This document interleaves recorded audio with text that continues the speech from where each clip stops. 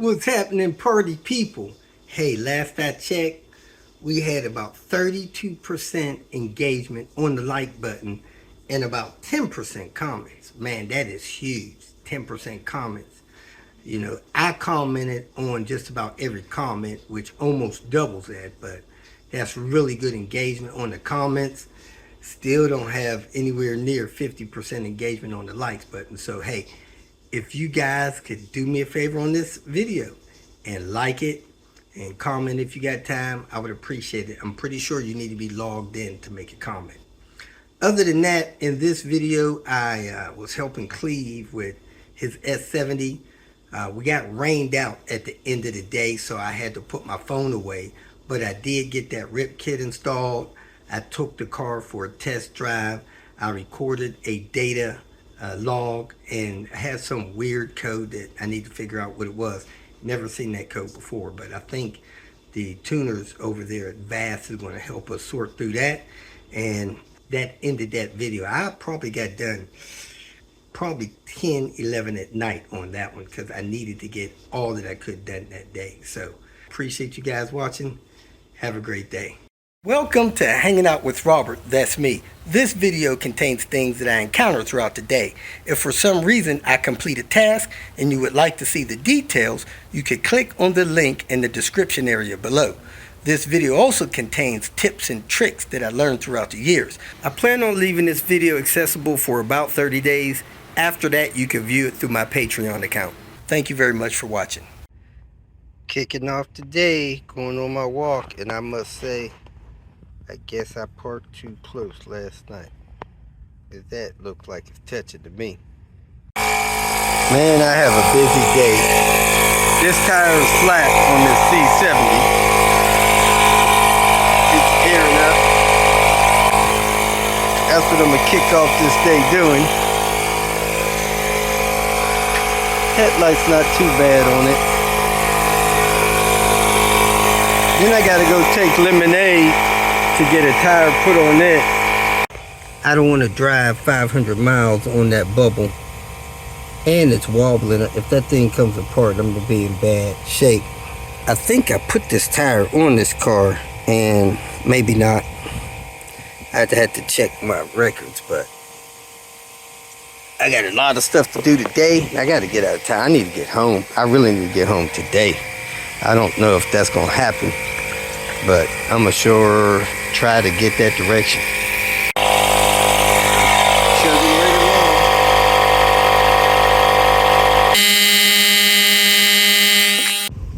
Here we are, folks. T5 S70 98 model. This car has had a lot done to it maintenance wise, and he replaced the turbo and put a bigger turbo on it. So this thing has a, I guess, turbo, green injectors, and some other things waiting to be awakening. So I got a lot of stuff to do to it. I'm gonna put the downpipe on it. I'm going to put a gauge pod in it. I'm gonna put 3 gauges in it, your AFR, 2 other gauges, probably a boost gauge and something else, and I'm gonna put a RIP kit in it, and we're gonna data log a file, send it to VAS, get that process started. Now, it wasn't start the other day, so first thing up, I got to figure out why it's not starting. So let me remove this charger system and try to start this thing and see what's going on, and then I need to move it in the driveway and get to work. Let's stick the key in it, see if it starts.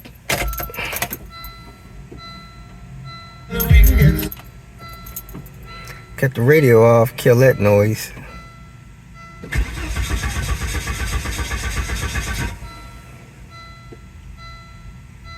I don't hear a fuel pump.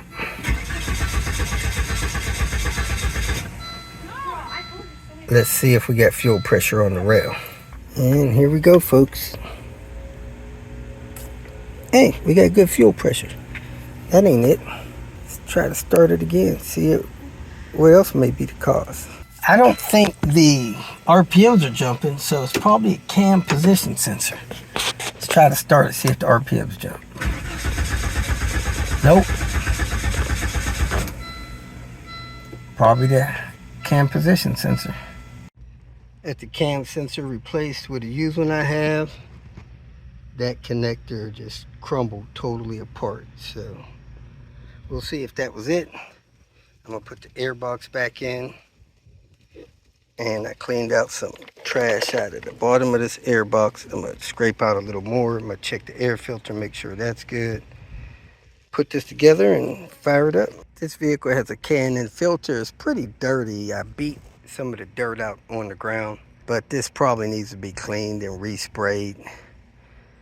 So something needs to be done there. I don't know if it's ever been sprayed. It's normally like a pinkish color if it has. So that may have been a newer filter, maybe found in another vehicle or installed without the spray. And you do want to spray these because you want the filter to catch the tiny dirt particles, so it's not going in through the intake and wearing out the turbo in the engine. Sucking dirt in your intake is something that you don't want to do. That's why they got air filters. Now, I'm a fan of these things, but I've gotten kind of busy / lazy, so I've gone back to paper. But if you could keep these clean, you know, these are, I think, good products. Now, those two screws in that cam sensor were very, very tight. I have no idea why they were that tight. I always tell people one of the top 5 things mechanics do wrong is they over tighten things. Those things took almost all my might to break it loose with my ratchet wrench. That stuff, holding in sensors and stuff like that, probably 5 foot-pounds. Man, those things were probably torqued in at 40, so don't tighten that stuff too much. Let me set this stuff out of the way and let's see if it starts. Somebody had a battery clip in there, but the battery was over to the passenger side, which left a gap in the battery tray, which means the battery was not secure. So I pulled the battery all the way to the driver's side, to the left side of the car. Then you put the clip in. Now the battery's secure. It won't come out. Let me grab the key and see if this thing will start. All right, let's see if we're gonna do any more work to this thing. It fired right up, but I did not see the RPM gauge jumping before it started. But anyway, I believe that was it. Feel like it's misfiring. I'm gonna scan the codes and go from there.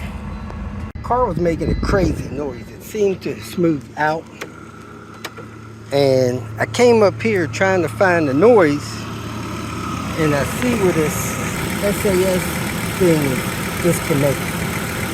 So that needs to be put back on somehow. But let me go ahead and scan it for codes.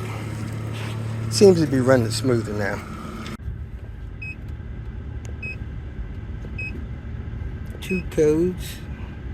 Long-term fuel preload. I think that means it's running rich. Man, the heated seat is on in here. That's burning my butt. Cam position sensor. Yep, that was it. Alright, let's go ahead and exit, clear those codes, and we should be good to go. Not erased. Something's not erased. Why not? Let's scan and see what's still there. Long-term fuel trim. Part load. I don't know what that is.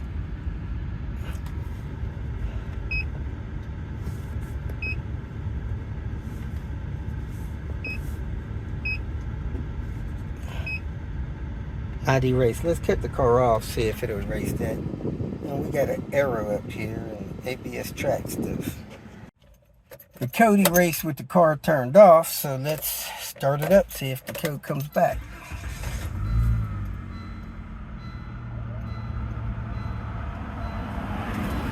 AC works, which is good. Let me check the ABS code and see what's going on from there. Man, this thing feels like it's misfired. It is, it's missing.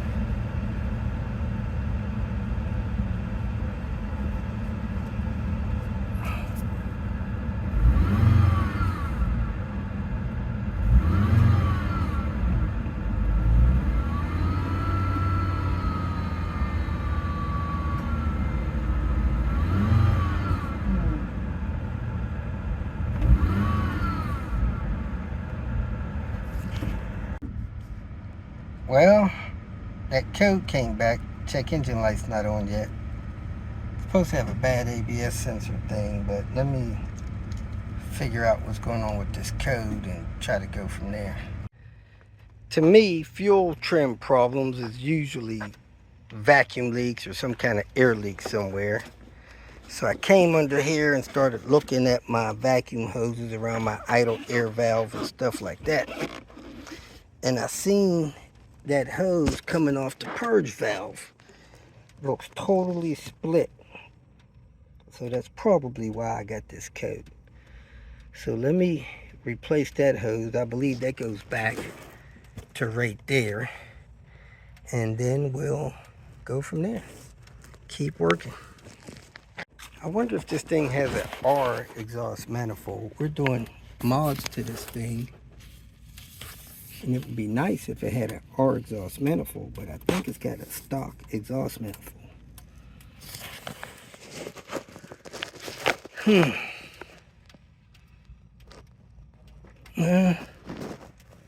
I don't know if it's got a stock manifold or not.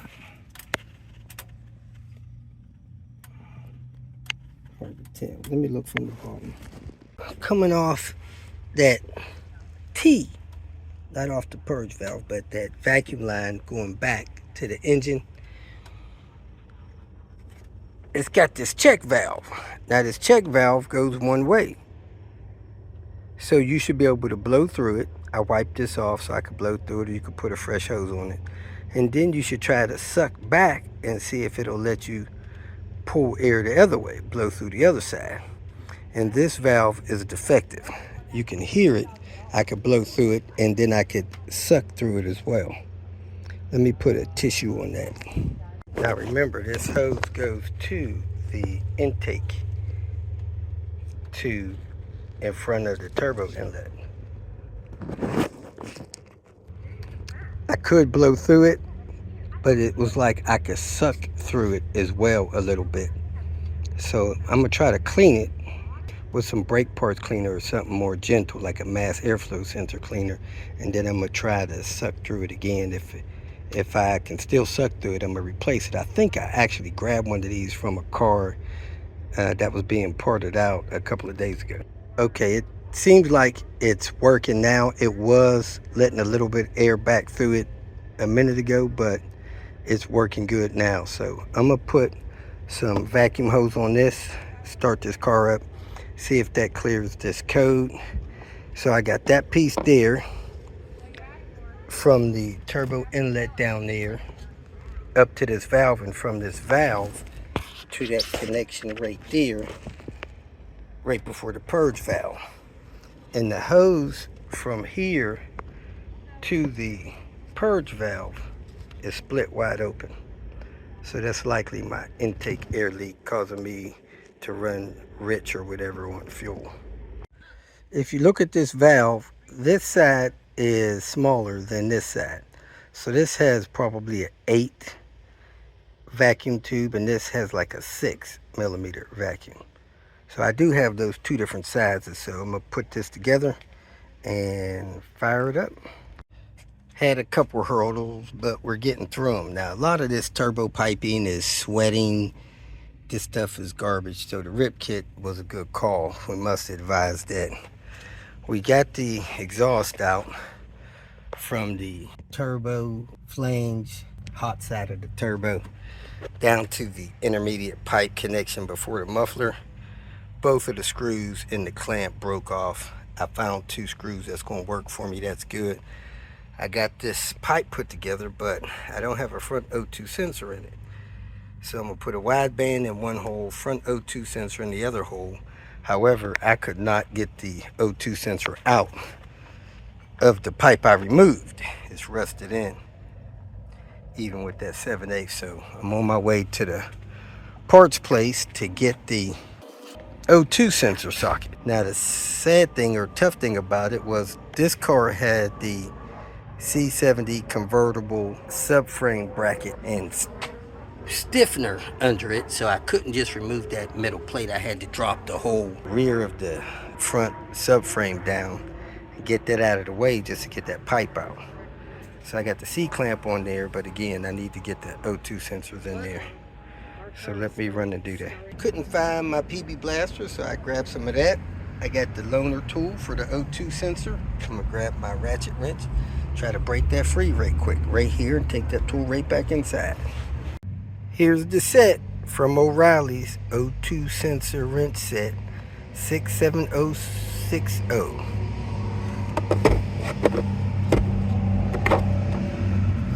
And here they are. Figure out which one you need. Break that thing loose. Up, I'm gonna use the 1/2-inch one. Well, the O2 sensor tool could not get it out, so I had to put a pipe wrench on it. And the guy that's helping me, it slipped. Bent it a little bit, but it should be okay. Let me go screw this in the new pipe and the AFR and get this rolling. Guess what, people? We have this downpipe installed. They put that V-band on a funny angle, but I think that flex pipe absorbs it.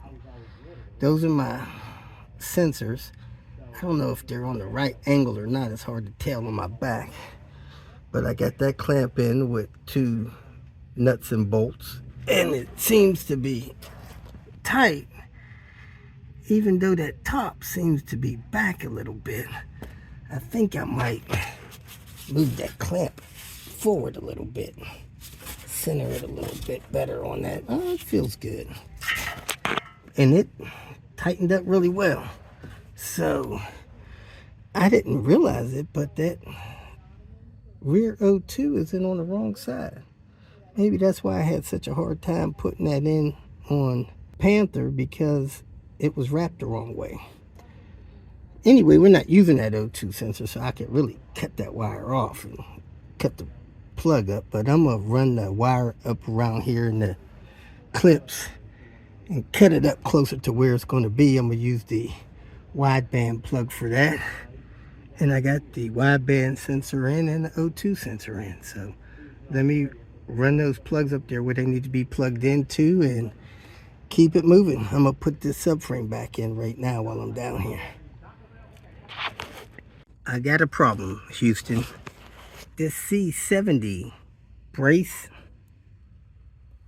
isn't fitting right with my 850 cat. That's the easiest one to put the downpipe on with the V-band stuff. And man, it's hitting the cat. I don't know what's the best solution, but my solution is going to be to grab my sawzall, and I'm going to saw from here through these 2 holes and back up to here, because when I try to lift this up, it hits the exhaust right here, this piece here. And I don't know no other solution, because I can't find the brackets that belong on the back of the subframe. So that's what I'm gonna do. Boy, make sure you wear your safety glasses. Got about 4 or 5 cuts in there. Think that's enough space to miss that cat. A few chunks down there, hot pieces of metal flying around. Noisy as crap, but that should do it. Let me get this installed. My first round cut wasn't big enough. It was hitting the cat still. So I came and I took this much out. So let me put this back up in there, and hopefully this will clear the cat. Worst case scenario, I'm just going to cut both of them off right here and use that as the triangle. So let's see what happens. The exhaust is almost done, other than plugging in the O2 sensors and the wideband sensor. That's where I ended up at on that